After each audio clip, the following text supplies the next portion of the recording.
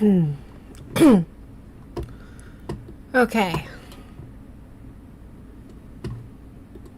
So many ads. I hate that. Welcome, everybody.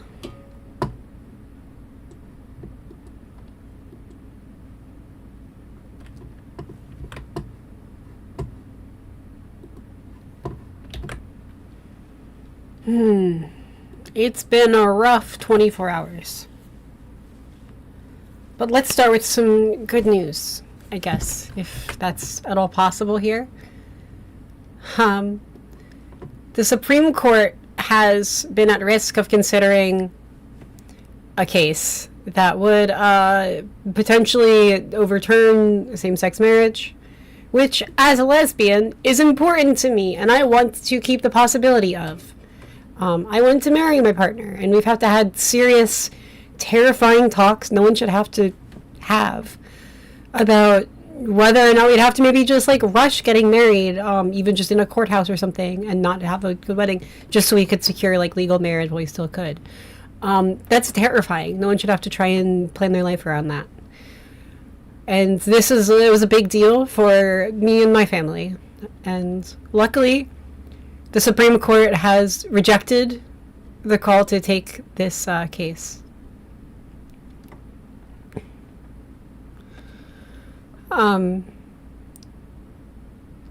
So, this was a bit of good news today.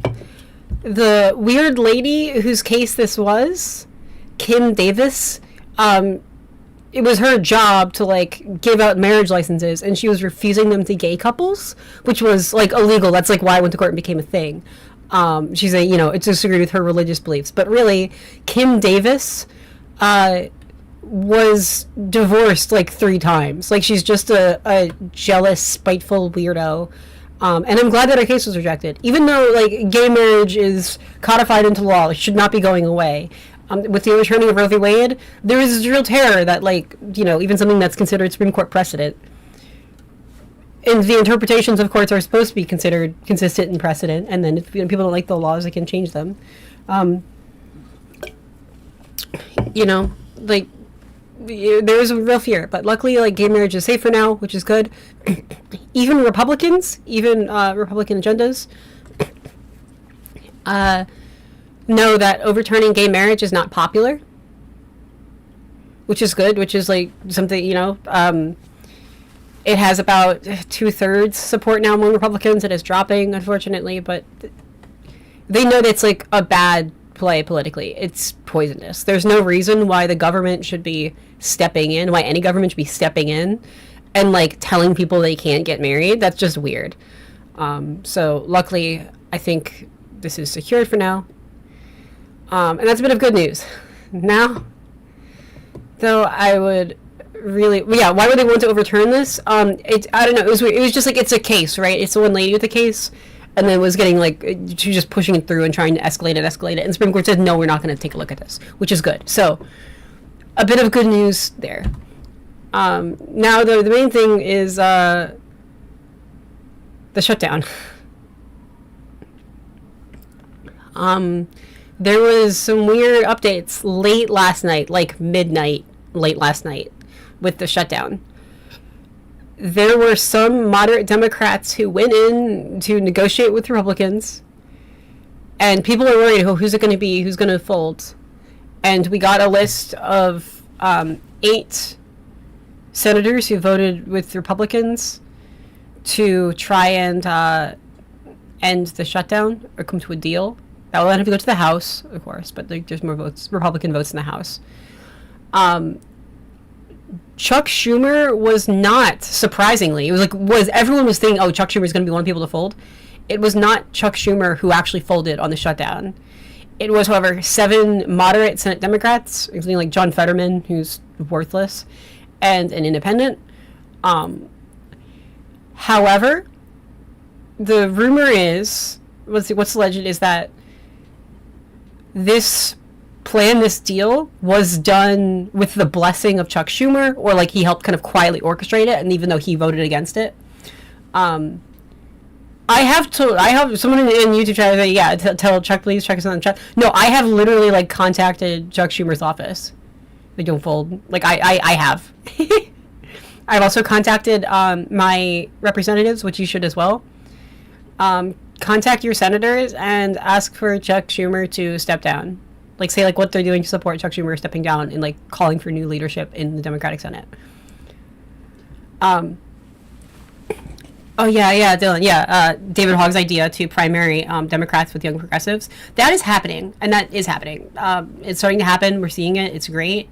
I don't think it's viable everywhere. Sometimes it's better opportunity to like take some swingy districts that are owned by Republicans and then replace them with like a moderate Democrat, because then it's basically a Republican you can negotiate with sometimes and destroys like a solid power base more. But then with that, you do also need like progressive voices. There is a strong possibility now. I was hoping that AOC would get into the presidential race in like 2028. I think she has like, a lot of good ideas, even if I don't think she could necessarily win or convince everyone nationally. But AOC could be a strong presidential or vice presidential voice. However, there's also a strong possibility, and maybe a needed one, that AOC should just run for Chuck Schumer's seat. And it's really hard to unseat like an incumbent, especially a long-standing incumbent in like New York City who's like a Democrat with as much support as Chuck Schumer. But if Mom Donnie can like win against the establishment, long-standing Democratic kind of energy in New York City, I think AOC might be able to have equal power and social clout and resources to oust Chuck Schumer, which would be good. But at the very least, like, Chuck Schumer could step down sooner. I think other Democrats in the Senate like could call for some internal kind of party vote and move and motion to shake up their leadership right now. Even though Chuck Schumer did not vote for this, I think he had a hand in orchestrating it. Or, which may even be worse, this happened, this organized and occurred and got the whole vote and got enough support behind Chuck Schumer's back or in spite of him. Which either way speaks to like bad leadership, right? And my problem, because I come at this from an angle of like design and everything and understanding that sort of stuff, it is alarming to me. It is very alarming to me that all of the Democrats now are getting into like, are running as Democrats, right? Whether they're moderates or progressive, even as far as progressive as Mandani. Like, running as a Democrat, it should mean something. That's like the party you're affiliated with. You should get some power from that, right? It should like lend you a brand. You're running on that as like a ticket. Like, why would you do that? And the, how do I put this? Like, there was like a brand that was getting built. There's positive momentum. Like, Democrats were becoming known widely, even getting like progressives and independents who don't normally vote on board. It's like, hey, this is like the party for anyone who wants to run, no matter how progressive you are. Like, you can run as a Democrat if you care about fighting for affordability and healthcare against this current regime. Like, that is a positive brand to buy into and to run on. Like, that's a positive label. Like, you get some cred by running as that. When this collapse happens, when Chuck Schumer let that happen on his watch, even if he didn't participate in it, it makes that a liability. Like, Democrats have now become the brand of this like untrustworthiness again, which is the huge problem. And that was like the problem we need to overcome. Like, you know, people want to like keep their feet on steady footing, and I think this is super popular with like younger voters. This is how we think, especially in a world of like so many like streaming services and the subscription services and like products come and go and rise and fall and build and explode. Like, there is a real yearning for something sturdy and reliable and long term. You know, like, I had like German grandparents, and when they bought furniture, it was heavy and thick and solid, and they knew like that was a worthwhile investment because that will be there for them and work for a lifetime. And no matter what it is, right? I think like trust as like a value is really, really important to younger people.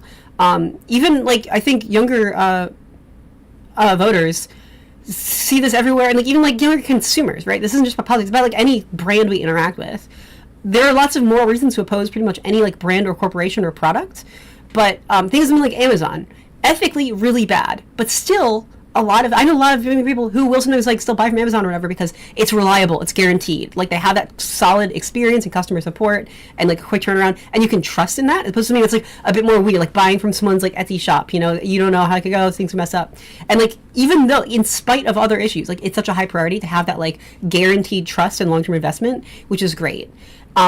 Democrats want people they can trust in and stand on and know will fight for them.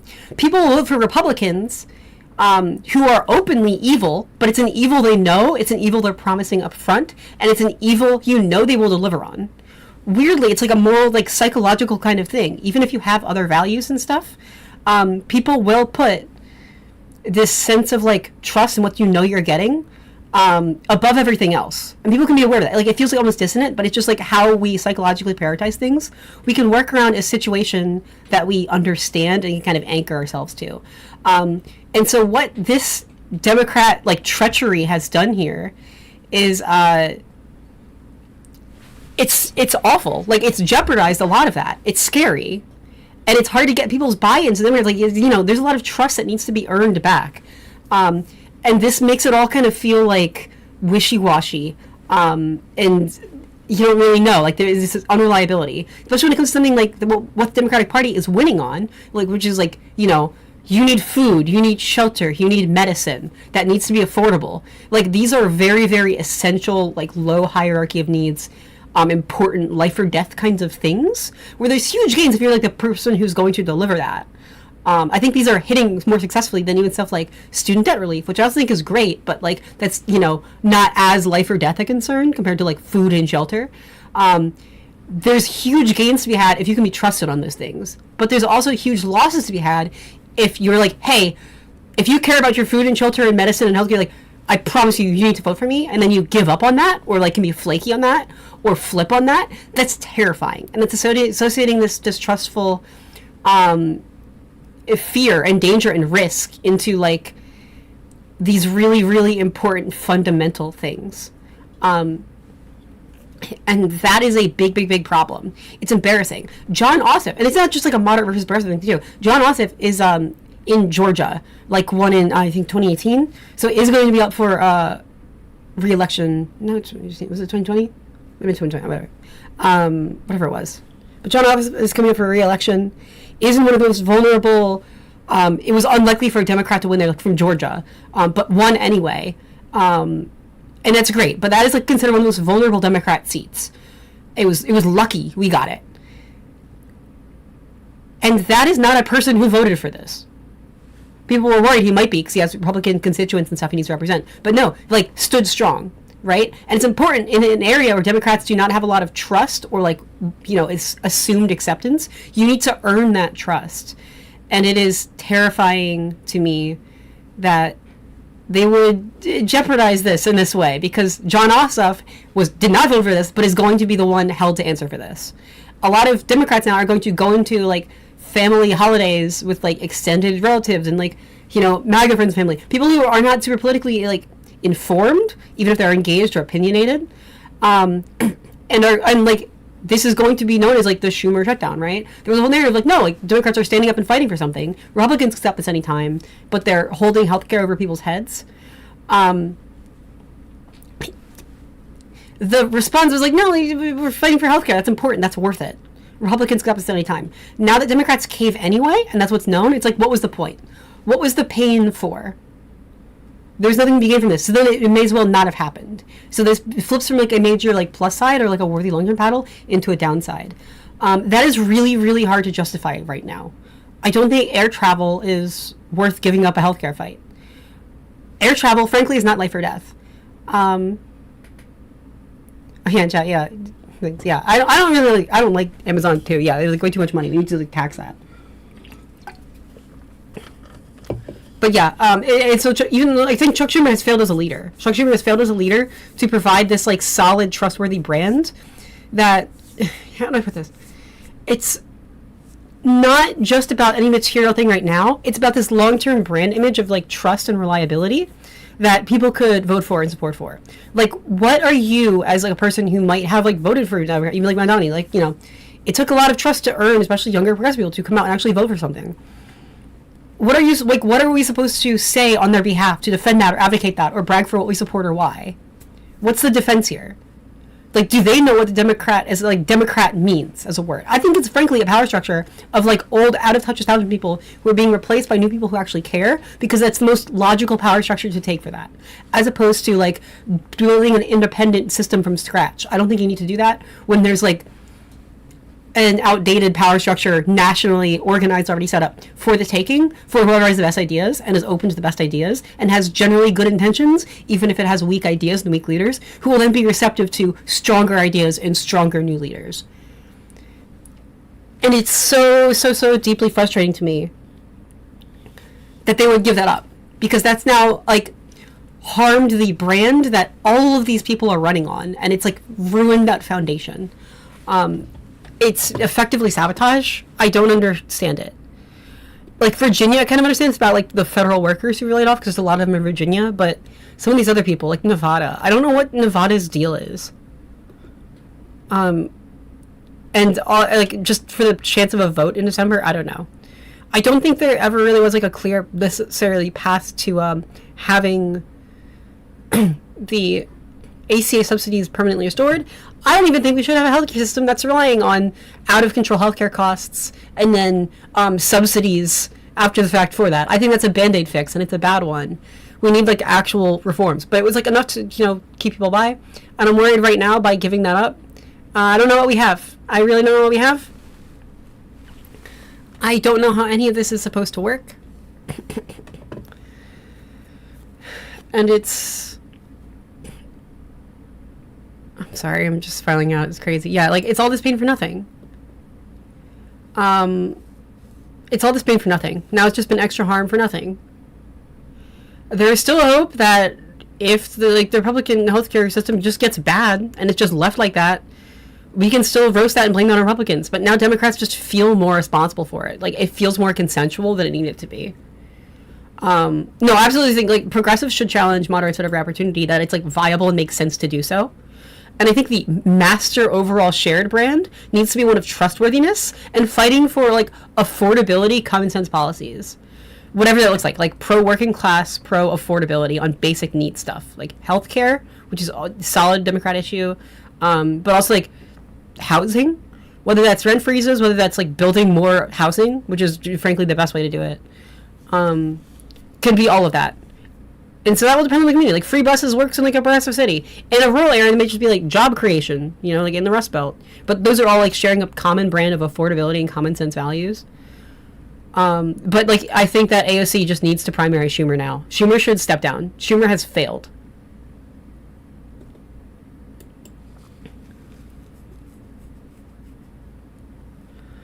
We need to do some big changes. I think it is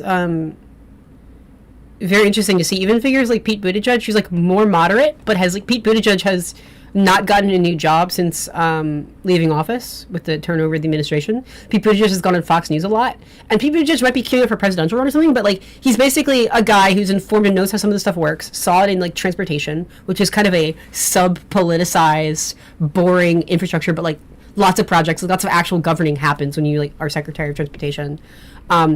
He's been seeing lots of people and talking to lots of people, even outside of, like, the Democratic establishment. And even though I don't think Pete Buttigieg has what it takes to win, I don't think he's built any support among the Black community. I think when evangelical Christians learn that he's gay, they will hate him and campaign against him, which is unfortunate. I think it's bullshit. But, like, Pete Buttigieg, who's not even that progressive, relatively, is saying we need some big ideas and big swings in 2028. Some, like, not just restore things as they are, but, like, accept it's a bipartisan issue. People are not at all happy with the structure of how our societies and systems and government has been set up. It was kind of built in this post-World War II era, and we've just, like, kept that going. Like, we've just kept Band-Aid fixing and keeping afloat the same old ways of doing things, which are just outdated now. They were once good ideas, and they got rusty and old, and we just need, like, huge overhauls anyway. So big swings, big restructurings, even, like, redoing the tax code from scratch makes sense. I think it's good. I think we need big swings. I think, like, Medicare for All is a great idea, or at least, like, the Medicare for All who want it, like Medicare choice. The Democrats need to stand for something and take big swings and not be afraid to do so. What I think is inexcusable is the way that Chuck Schumer has often, I think it's like, someone like Chuck Schumer isn't a really hard position, trying to keep together like a big broad coalition and try to do the math of like how can we keep everyone on board. I get why someone like that might not be the strongest to be like a specific ideologue. I think it is good to have people like Bernie Sanders who can just like, I'm the person who talks about Medicare for all. I'm that guy, and like is really loud about that.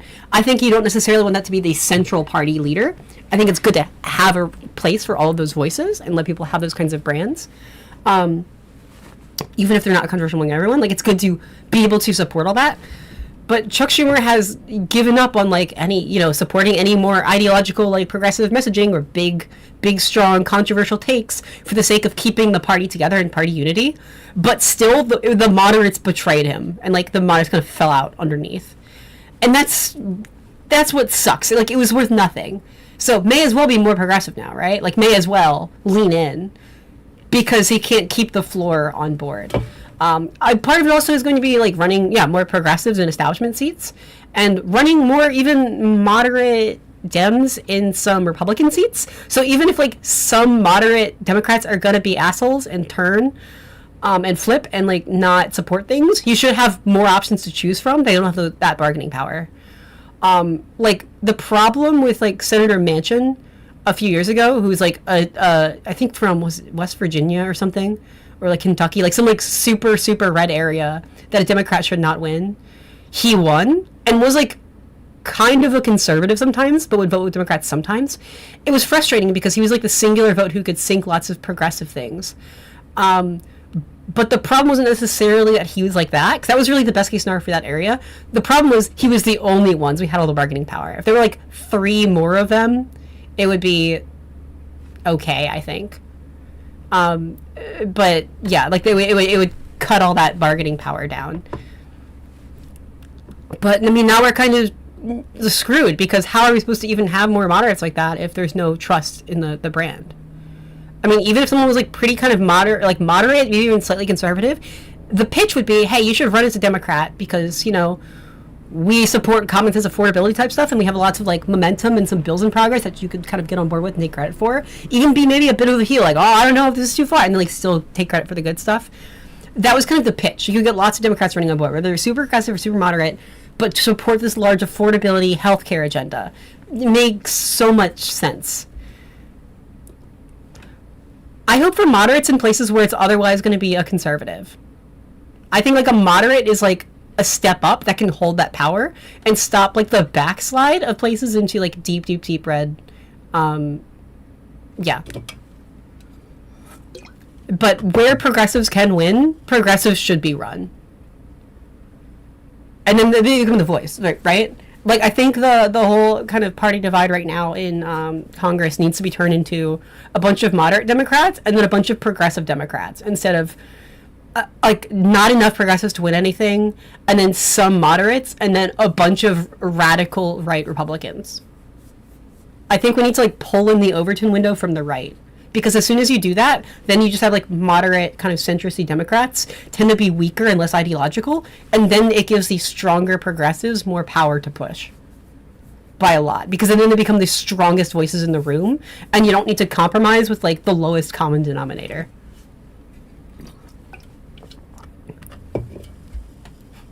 Dinos, like John Fetterman. I voted for John Fetterman. I lived in Pennsylvania at the time.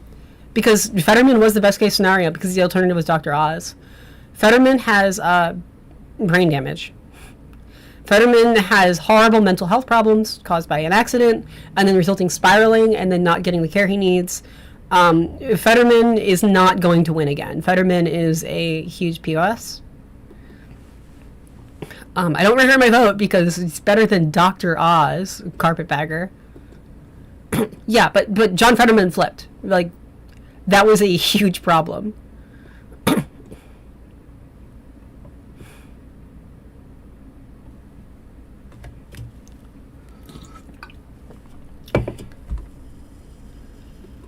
Dog, you don't want Fetterman running for president. Like, it's regardless of politics, you don't want Fetterman running for president. Yeah, no, Cinema I hate. Manchin was kind of like the best piece you could have in that slot. Cinema is just a traitor and a liar and a schemer. That's like controlled opposition. Like, Fetterman is not a good person. to run in any office. He has brain damage. He's irritable. He's unpredictable. He's angry. He's self-absorbed. A large part is just like a negative mental health spiral. He doesn't show up professionally, which would be okay in theory, but it's clear he's just kind of checked out and doesn't care.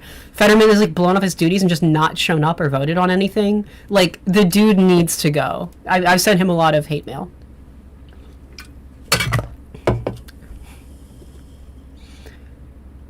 I mean, not all Democrats are controlled opposition. Some are, I think. I think, like, AIPAC needs to go and is poisoning Democratic support among younger generations.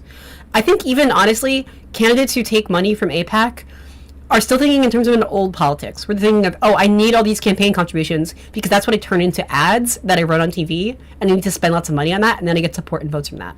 What they're not realizing is, like, Gen Z will volunteer all of their time, and resources for free to causes and candidates they believe in. And giving up AIPAC money seems like it would hurt them because they're like, oh no, I'm giving up support. What they don't realize is, like, calling out AIPAC for, like, funding a genocide will give them so much totally free support and word of mouth support and on the ground support from, like, millennials and Gen Z, that is worth it. And it's, like, more ethical. People can more proudly support the Democratic Party and will, like, rep that on the streets. And, like, they don't realize, like, it's, you know, it's not as big a loss as they think. And I think that's kind of the sell angle that needs to, like, be given. Because, like, on morals and ethics, they are viewing that against their own literal job and the money they make. And, like, a lot of people are just not going to put higher values first. Which sucks, but that's, like, how people work. And I'm cynical, and I don't think well of people. Zohran Mamdani is not going to be a huge blow to AIPAC because Zohran Mamdani is a mayor of a city. Zohran Mamdani is not in the federal government, which affects any foreign policy. But Zohran Mamdani is part of a broader narrative where, like, hey, if you, like, support good things and don't like bad things, like, young people will turn out for you in droves, which is great. It's not worth supporting AIPAC anymore. I think Ro Khanna is on it. I think Ro Khanna is planning a presidential run. I don't know if he'll win, but we're seeing kind of a more pissed off mainstreamed anger of, like, what started as Bernie's campaigns, which, despite the racist alienation of black people, Bernie still pulled, like, significant power. So imagine if we had, like, someone who could support a little bit of populism and just, like, economic common sense and not endorse one of the, like, the most transparently awful foreign governments. And, like, I think they could actually win. I hope they bring Shakira law to Alabama. I think it's very telling that in the final days of the Cuomo campaign, alleged ex-Democrat, they all just started, like, panicking about his skin color and religion. I think that's very telling. I think it's very telling that Cuomo was endorsed by Donald Trump. I think it's very telling that Chuck Schumer would not say who he voted for. I think there's some real out of touch stuff. To be clear, I don't support, like, Ro Khanna for president. I think Ro Khanna is a Democrat who has his finger on the pulse of, like, where younger and normal people are, of, like, hey, genocide is bad, actually. And, hey, we should release the Epstein files, actually. And, like, hey, Chuck Schumer is weak, actually. And, like, is luckily someone who's in the system as a senator. Senators have 6-year terms and tend to be out of touch. But he's, like, in there, and he's telling other Democrats and Republicans, like, hey, like, these are the weaknesses of the Democrats right now. Like, these are the things that, like, people, like, normal people are cringing at Democrats for. Please don't do them. And it's like, holy shit, we actually have someone on the inside of the Senate, which is normally very removed, who's, like, begging the other Democrats to, like, be normal and not do, like, the easy optics L's, like, just to avoid those, which is really good. I'm a little worried about Ro Khanna kind of having, like, a bro-y socialism kind of angle, like the bro-y progressive who ends up kind of, like, alienating women a lot. He feels kind of like the heir apparent to that sort of vibe, to that strand, but he has a purpose in, like, a broader tent, and I'm glad for that. Yeah, I don't support crypto stuff. I think we also need, like, huge regulation on crypto. So what you all know, like, about the actual political plot right now, like, long term, it's not MAGA, it's not Trump. It's feudalism, right? Like the dark Renaissance, which just means Dark Ages. Or sorry, no, the Dark Enlightenment. So they want to turn off the lights, which is just the Dark Ages. It's pre-Enlightenment. It's a bunch of weird, creepy tech billionaires are trying to leverage the Republican Party and those industries to push for a total collapse and vote of bad faith in all systems so that they can be bought up for pennies on the dollar and be privatized, and they can effectively demolish the government. And that's why they're pushing an increasing reliance on cryptocurrency, which is unregulated, instead of the American dollar, which is losing value and faith as in the eyes of the whole world. Like Peter Thiel and others, and Curtis Yarvin, who was kind of the architect of it, Elon Musk. Even like remember a few years ago, like the metaverse, like Mark Zuckerberg's whole thing. It's a VR world, and it's effectively like Clo Penguin or Roblox or whatever, where like you could own digital real estate, but he owns the servers.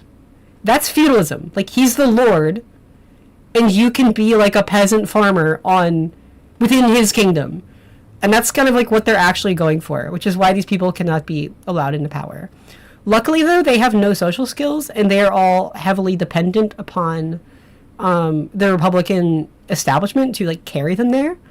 And luckily they are a flailing movement. All that's needed is like even a half decent Democrat Party. Frankly, even like establishment, really moderate Democrats at this point have some basic sense that's not how things should be. Like we should in fact have a government. But yeah, like all of the reliance on crypto instead of the dollar is because crypto is unregulated and usually owned by tech companies instead of governments. It's a way to like supplant government.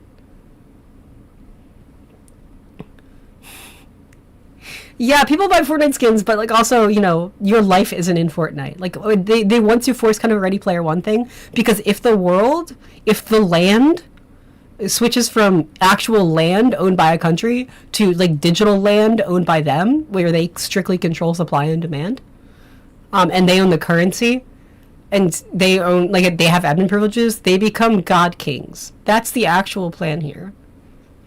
Sadly, even then, Elon Musk would not have a friend. And that's really what it comes down to a lot of time. And yeah, like company towns, they want to return to company. They want digital company towns. So I mean, the first step is to basically build by contrast. I think because it is this like creepy, out of touch elite thing. At least they'll have Grok. Hi, Dungeon Club. Good to see you.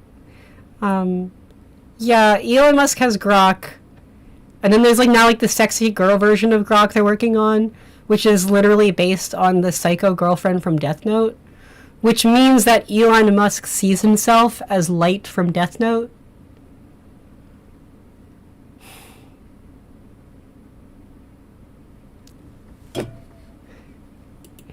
These are bad people. And that's why I think it's really important that Democrats can build a reliable brand, regardless of who they are. Some are going to be moderate, weak assholes. Some are going to be actually good and stand for something. But they can stand for normal, common sense affordability. You should watch Death Note, but only, like, the first half of Death Note. Maybe the whole thing. Death Note is pretty good. Death Note, however, is incomplete if you don't consider the gay undertones. So that's worth considering. I'm just kind of talking with chat right now. Yeah, so this pardon deal, it gives up the ACA subsidies in exchange for like a vote in December on the ACA subsidies, supposedly a promise that's non-enforceable. Even if there is a vote, Democrats will lose the vote, which does hurt. It doesn't mean healthcare costs are going up.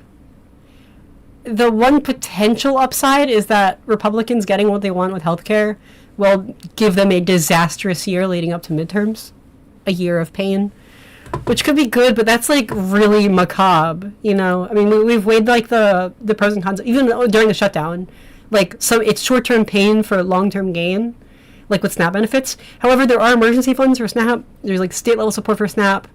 Stuff was being like forcibly opened by the courts and stuff for SNAP, which is good. And then beyond that, it's just stuff like air travel, which is not essential, not life or death. Federal workers lost their jobs. they're white collar, they'll kind of survive. Whereas like everyone needs healthcare. And that's like kind of the bigger harm anyway. So I know about this. This next year is going to get rough. We need healthcare overhaul. I think even things get worse over this term. I do not think by any means that means Democrats need to call for lesser and more moderate healthcare reforms. It needs to be like bigger swings. Like I think universal healthcare, like Medicare for all. I mean, I'll settle for like Medicare for all who want it, which should just be called Medicare Choice because it aligns it with like freedom optically.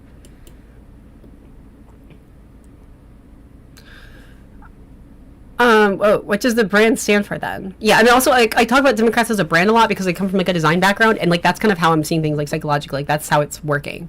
That's how it works. That's why, like, Republicans' brand used to be, like, in the 2000s, this kind of common sense thing of, like, sensible military policy, or, like, whoa, just what we can afford, which was bullshit, but that's what they said.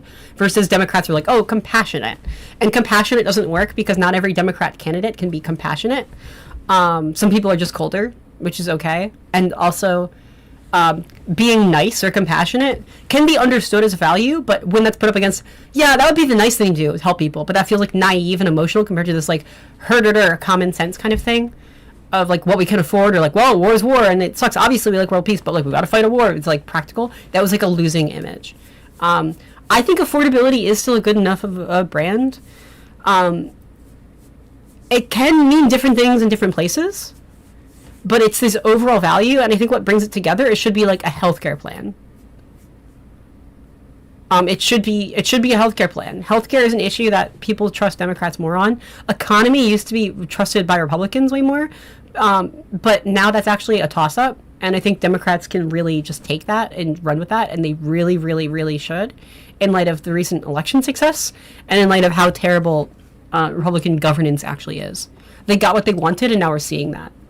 The problem is, like, in the same way that Democratic Party has a brand and the Republican Party has a brand, Donald Trump specifically has a brand which, like, is good at business, like business guy, which he's invested his whole life at a loss into building. He's not actually good at business, but it's just that image. He's like a branding and marketing guy. And so, I mean, he gets to he'll run the country like a business, and that means it'll make money, even though he bankrupts companies. But, now that we're seeing that doesn't work, that brand can very quickly and poisonously be tied to, the corporate elite, which people do not like, the ultra rich, which people do not like and do not relate to. The inability of any Republican right now to see and acknowledge, let alone help, affordability problems is their Achilles heel. Donald Trump doesn't know how grocery stores work. And it's incredible to me. We're like, frankly, Biden talked a lot about, unsuccessfully. Biden complained, kept saying, like, his ministry kept saying, like, oh, but the economy's doing great. Look at stock prices. And it didn't work because it feels out of touch, and it feels like you're arguing with people against what they can see directly at the grocery store. Like it was bad. It was like a losing argument. It just feels out of touch. Like, you need to meet people where they're at. You need to speak to the actual pain they're telling you they're feeling, and you can't write that off. But, normal people don't care about stock prices. Like, it's like a 2/3, 1/3 kind of thing. Like, that seems to be kind of roughly the breakdown I'm seeing. Where, like, 2/3 of people are buying things at the store. They're worried about, like, they're renting. They don't have stocks. And then 1/3 of people are, like, invested into crypto and these, like, abstract assets, or, like, owning homes, or, like, using homes as, like, all these kind of abstract, like, ownership, like, stocks, and are out of touch. And that was like Chuck Schumer's big mistake, is he thought he could rebuild the Democrat coalition by, like, we're going to give up a working class worker to get, like, 2 suburban white collar workers. And he did break down that old paradigm of, like, Republicans were like these snooty suburbanites who cared about, like, balancing the budget or whatever. But the problem is there are just fewer of the white collar people than there are of the working class people. And even though, like, he's gained at a higher rate up here at the expense of this, there's just a bigger number down here, and that's just been a bleed into MAGA. Stop leveraging our food as a speculative market. Yeah. Like, food is just not affordable. Like, and that's what it comes down to. So it's shocking to see Biden specifically lose by pointing to, like, but the stock prices. to then see right after Republicans turn around and do the same proven losing talking point. So they're going to sweat off my back because they're going to lose for that. But, like, what a misplay there. I just want to vote for people I can trust. And I think it's essential that we demonstrate a government that actually helps people and does stuff.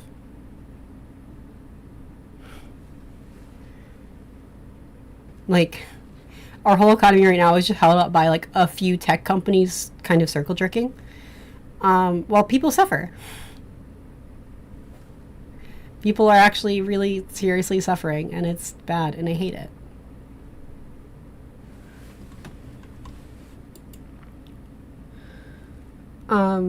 Let's see. What I'm worried about is there's Afton, I forget her full name. She's running for a special election in Tennessee as a Democrat, and I want her to carry the like goodwill and momentum of the mainstream election day this year. But I'm worried she is going to in the wake of this shutdown deal, because suddenly it makes Democrats seem weak. What I'm desperately hoping for with the shutdown deal is it's a bad look for Democrats, but I'm hoping we just kind of quiet down about it. I'm hoping this does not penetrate like people who don't keep up with politics and don't know anything. I think that's the best case scenario. I hope instead that most people who don't keep up with the news only hear that Republicans are ending healthcare subsidies, that Republicans are making healthcare more expensive. And so I was trying to take a look at the conservative subreddit, which I like to do sometimes, like opposition research. Afton Bent, yes, thank you. Thank you, Brixie34. Hi, Feldspar. So yeah, I wanted to see what conservatives were saying about the shutdown. So I was taking a look at this.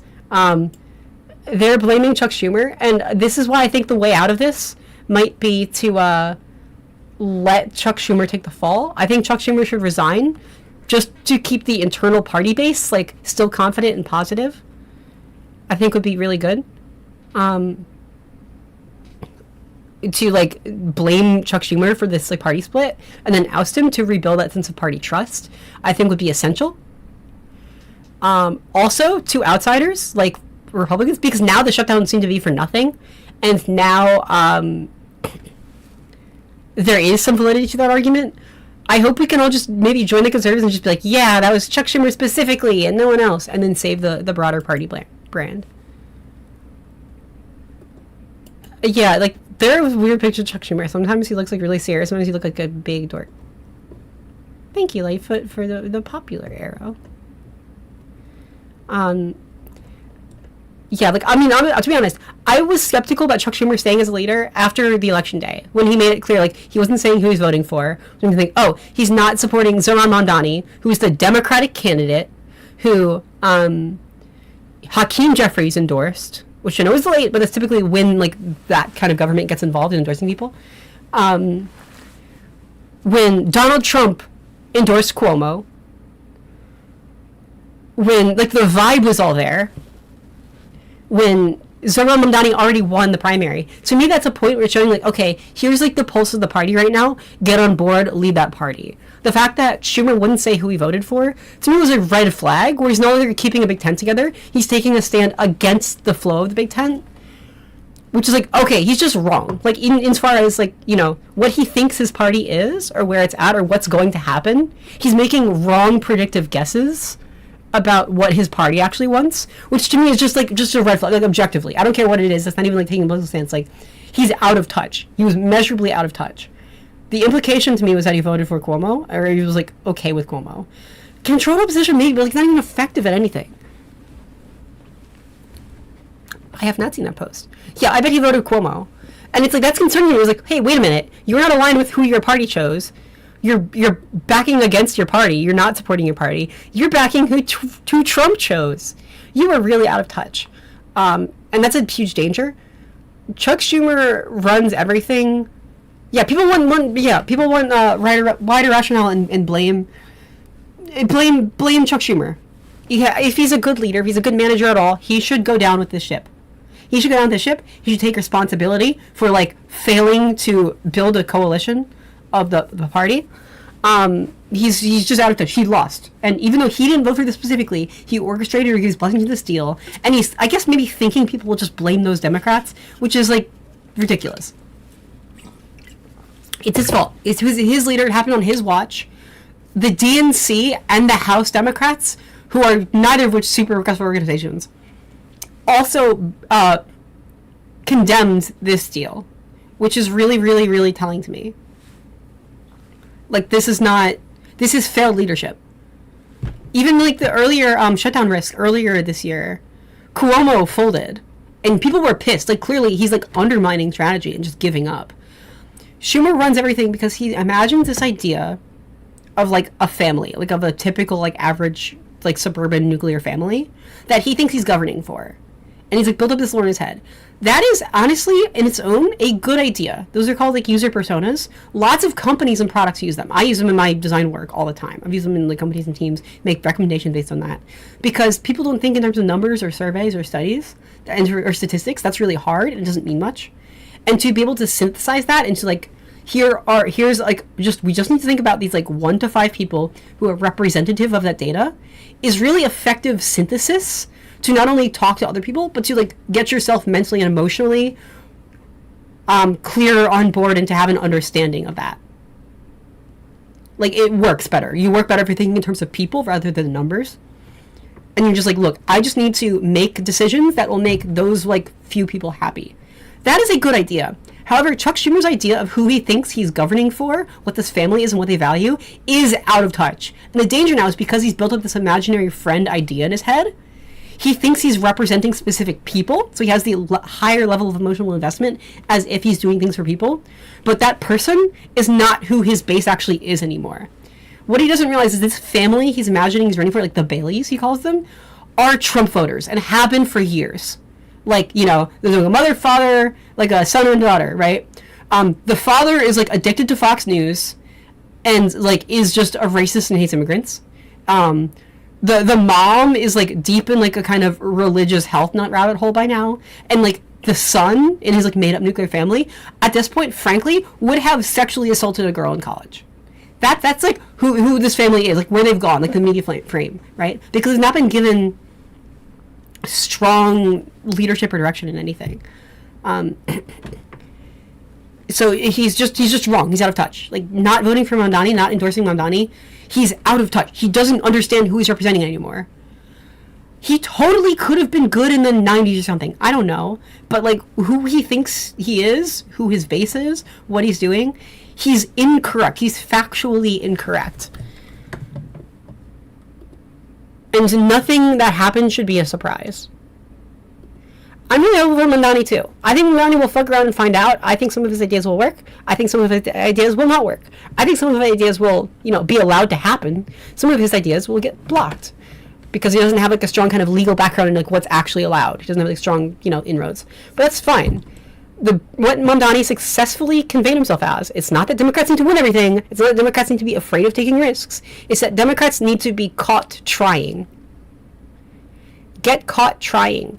To me, the image in my head is like, okay, Mamdani's a little young, he's a little naive, but he's running over to like a toy box and pulling out Tinker Toys and Legos, and he's trying to like make something and figure something out, right?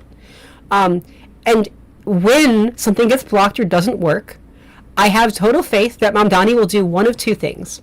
Mamdani will, one, leverage social media and popular support to like pressure his opponents publicly, be like, hey, these are the other people in these positions of power that we need to speak out against, contact their offices, and get them to support me, right? He will try to like pressure people to get them on his side.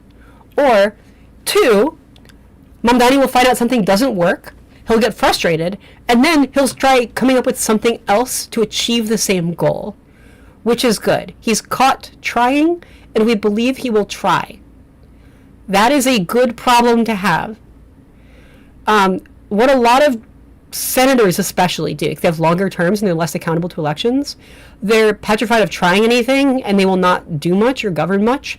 And what Congress people can do a lot is just gesture broadly to this concept of like the filibuster. Oh, they'll block us anyway. It wouldn't work, wouldn't be popular. And that's like an excuse that stops them from trying things, and that's a problem. I think Democrats need to abolish the filibuster. What about the taxi badges? I'm not familiar with the taxi badges. I think Democrats should totally abolish the filibuster. If they win, if they succeed, they get to do all the good things they want. Even if they don't work, they'll get caught trying, and they'll get to make stories about the things they've tried, what's worked, what hasn't, and they can blame people who stood in their way. But they'll do something, right? Like, they center the narrative again, rather than just letting Trump center the narrative with whatever he says or does or likes or doesn't like. Because people need to prepare for a post-Trump world. They just do. He's old, he's dying. He's not going to last. They need a plan regardless. Oh, cool. He made it easier for taxi drivers to get qualified and licensed. That's awesome. And I think also abolishing the filibuster cuts both ways, right? I think there's real value in, frankly, in the short-term problems which we're seeing now, letting Republicans fuck around and find out. Letting voters fuck around and find out. And start to build that, like, sense of cause and effect again and reconnect those. I think this is, like, the crucial thing. This is why, like, as a designer, I get frustrated and got involved, like, talking about politics and stuff. There's not a clear informational sense of things. Donald Trump is very good at this. Even passing, like, stimulus checks in COVID with his name on them. Like, oh, he paid you money. That's helping.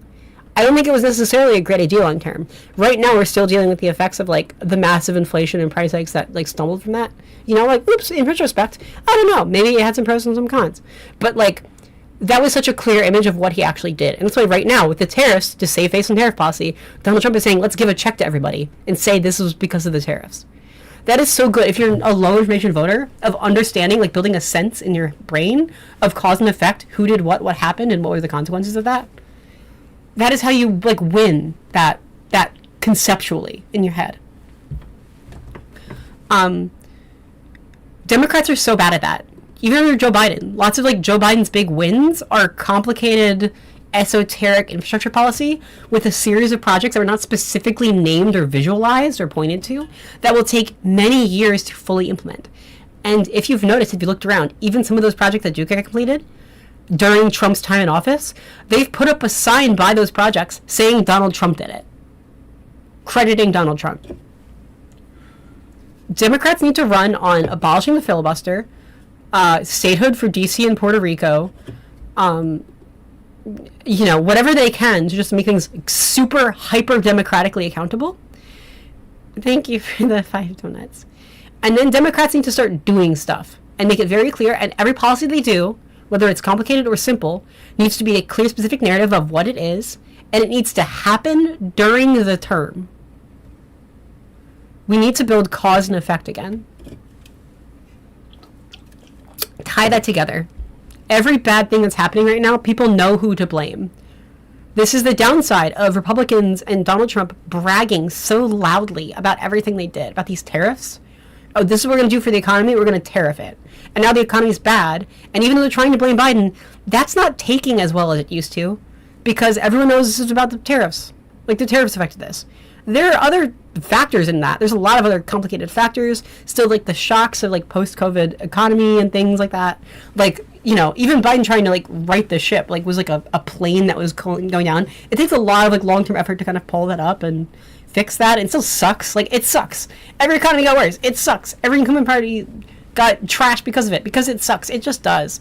But relative to the world, America's economy is doing pretty good. Things got more expensive, but we could still afford stuff. Did you notice that? That was, like, the low-key thing. Apparently, it turns out people would rather have lower prices than higher prices it turns out we could still afford. Because people just see the number, and big number means expensive. So for better and for worse, I think especially in, like, the hyper-fast social media connected world of today, we just need to abolish the filibuster. We need to restore this, like, visibility for, like, action and consequence, and then expect and pressure people to actually act. This inaction is inexcusable. All this long-term stuff is inexcusable. And yeah, even right now, it's interesting how conservatives. I like looking at what conservatives think.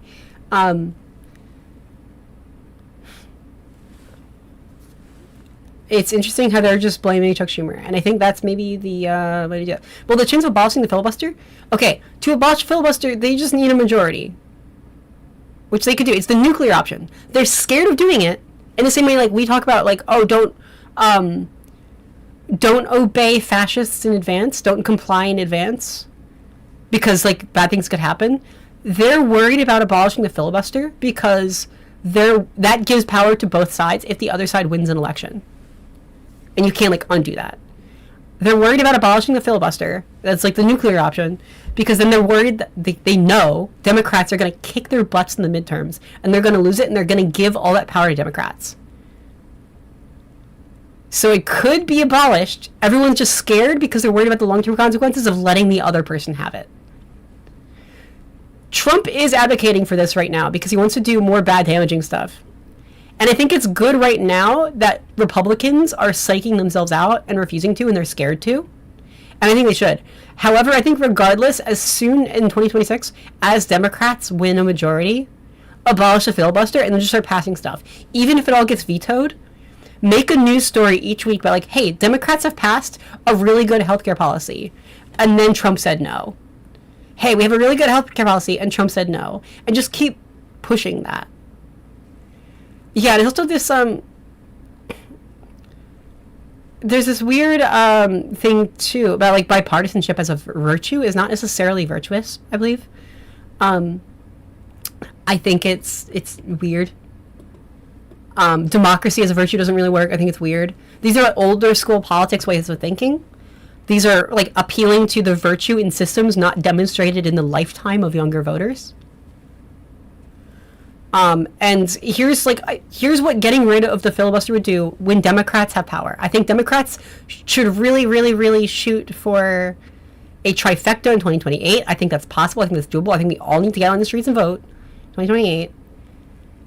With a trifecta, statehood for DC, statehood for Puerto Rico. Don't listen to any complaining in the news. Just do it. Rush everything through as fast as possible. That's what Republicans are doing. Somewhat successfully, even though their ideas are bad, they got them through first. All of the reforms we can think of, Supreme Court reform, you know, like we need to restore this quick, responsive, like full democratic representation. Then we need to govern. So, like, step one is just like systemically make things more democratically accountable and implement anti-corruption measures. Step two is govern. So healthcare policy, housing policy. These are really the two big things. Ooh, okay. I will take a look. I will write that down because I don't know who that is. I don't necessarily want to endorse stuff first. I see Stormer in the name, and I'm worried that's like a Nazi. If it's Nazi, fuck that. But I've made a note of it. Okay, I will look that up later. But yeah, no, we need this response. He's a professor? Good. Okay. Good. I'm worried. Yeah, no, lots of Nazis and fascists are obsessed with like storms as like one of their virtue signals and ideas and like aesthetics. So sorry. Yeah, I'll look into that later. Cool. But there's a lot to be done, and I think Democrats need to regain some trust. There's a trust deficit. Isn't the biggest thing that this shutdown has completely exploded now and look at this deal. To rebuild that trust, which should always be the goal, run on basic affordability, show we hear you, we see your pain, and then prove you're actually doing and trying stuff. Even if they fail, be caught trying. Because then that controls a news cycle, right? I mean, even what Donald Trump does. Obviously, almost everything he does is bad. A lot of it fails. It gets rejected by courts and stuff, and he has to undo it. But he's always centering news cycles on himself because he's doing stuff and getting attention. And he's always caught trying. And anytime he fails, that can be blamed on people standing in his way. Not him doing something wrong. Yeah, flood the zone. Flood the zone and govern. And frankly, like, what Democrats in the first 100 days of a trifecta should do, just do everything. Like, healthcare, housing, all of it, statehood, go, rush. There will be news whining about it from Fox News, but they're going to do that regardless of what you do or don't do. So just get it all through in the first 100 days, let them whine, kick, and scream, and then just spend the whole presidential term, like, probably under Newsom at this rate, because no one else is trying as hard, even though they could, maybe should, watch the returns on that. Watch things not be so bad, actually. That's just, it's just a, I don't know. I see how, what's his name? The old zombie guy, Steve Bannon, has done this. Like, Steve Bannon has a whole playbook for, like, getting attention and winning the attention economy. He appealed to young, like, meme communities. He, like, weaponized the alt-right and turned it into an engine that he could hook into mainstream political power and ride that wave to gain prominence. Flood the zone is one of his big points. Like, you just gotta do stuff all the time faster than they can respond to it. And then get it done anyway. Let them spend their time panicking about stuff and then get it done. And another thing historically is there's sort of like, we've seen this in like Russia and China, like different nations, different times. This concept of a golden age, this concept of a rapid period of industrialization and like a kind of a great leap forward. Where what you do is you just say, screw it, we're going to start doing a ton of stuff. And this is even why tyrants, like tyranny is the system of government, where you have one person rise up and overthrow typically like a very static, stagnant system, gets kind of corrupt and just, clog the gunks of its own bureaucracy, and say, even if it's a bit like unethical, sometimes in like ancient Greece stuff, would be one person just going to go in and with a sword even, and would just kill all the oligarchs and say, I'm just going to do stuff now. The problem is no accountability in that. But the upside, and why people like that, and why that works sometimes, even for just one leader before the next one got corrupt, was you need to prove that there's someone actually doing something, and you got that change, you got that energy. So how those kinds of movements work, even like a more modern industrialized Great Leap Forward type thing, what we need is, hey, look, we're just going to do lots of stuff. I know that's scary, I know it's fast, but not only does that cost some political capital, but once you start doing stuff, you can use that and that promise of we want to do stuff to like energize your own movement again. That's what we need. And like that builds its own energy. It fuels itself. You create an expectation to do stuff, and then you do stuff. Hi. I see the cats. And I think that's what we need. Thank you for the diamonds. So yeah, like you're caught doing stuff and that fuels its own movement. The problem is like that's exactly what the right wing is trying right now. But they have bad ideas, and once they get it done, people are pissed at them and they're shocked because they didn't read what they voted for and it was an open book test. But you get lots of stuff done, and then if we got stuff done and people would whine about it at first, but then it's like, oh, this is good actually, and we're going to need to do more, then not only it doesn't actually end up spending political capital, it ends up fueling itself and then creating more political capital. You build a hunger for action, and then you keep acting. Thank you. My partner got home, so I'm gonna end stream here in a minute. But yeah. So I think like that's kind of like you need to prove you're doing something. Like with the shutdown, people were excited for it because it was proof of doing something. It was proof of action and taking a stand for something, and then to let this all go out for nothing feels like a big letdown. So the hope forward, I hope if Schumer steps down or gets ousted as like leader of the Senate Democrats, thank you, Feldspire, then that's proof that there is still a commitment to put the people first and even oust the leadership for the sake of it. I think Schumer should let himself be the bad guy and do that and let that happen. A new audio setup? Yeah, I need to redo my setup. I'm sorry. Yeah, but like, I mean, there needs to be some blood. There needs to be some proof of something, that this was worth something. And even though like the nerdy, informed news reading base is like upset about this, if at the very least it means we're done with Chuck Schumer, that will get a lot of brownie points back. That will be like, oh, they actually are listening and they care, which is like what's needed to then get people to care and to talk about things and support things going forward. I think Schumer needs to be the fall guy. It wasn't necessarily his idea, but he failed to stop it. He enabled it. So what kind of unity is that? And that's kind of like a weird version of how these older like panicked populist governments worked. Where the feudalism or whatever, occasionally you need a witch trial. You need to like throw some tomatoes. Yeah, of course. Dumpy Don, who's been at sports games and golfing and has not cared at all about the shutdown, is now taking credit. Weak.